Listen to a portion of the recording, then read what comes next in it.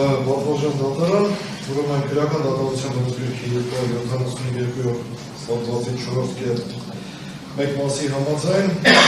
դատախազը դատարանի որոշմամբ անցկացվում է ազատության մեջ գտնվող մեղադրյալի բացակայությամբ, եթե վերջինս նախնական կամ հիմնական դատավարությունների ընթացքում ներկայացվել նման միջնորդություն։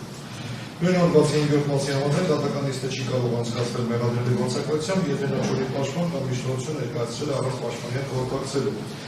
Սերժ Արտի Սարգսյանը գտնվում ազատության մեջ ունի ընտրված պաշտպաններ և սույն միջնորդություն ներկայացնում է նրանց հետ խորհրդակցելուց հետո լիովին գիտակցելով դրա դատավարական հետևանքները։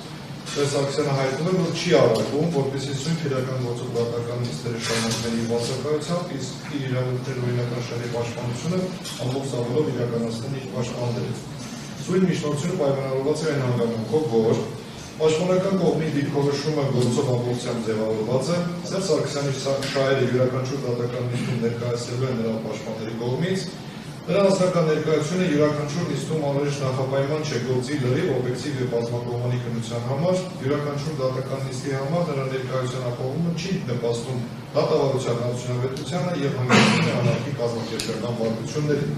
Միաժամանակ ընդգծում ենք, որ Սերժ Սարգսյանը որևէ կերպ չի հրաժարվում իր դատավարական իրավունքներից, իհարկե նաև պարտականությունները կրելուց, չի խոչընդոտում գործի քննությանը և անորոշության դեպքում պատրաստ է ներկայանալ դատարան, եթե դատարանը քրեական դատավարության օրենսգրքի 272-րդ հոդվածի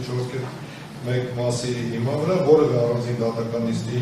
կամ առանձին վարույթային գործողության համար նրա մասնակցությունը չառաջի պարտադիր։ Վերնշվածից գլխում է, որ օրենքում նախատեսված բոլոր նախապայմանները առկայ են և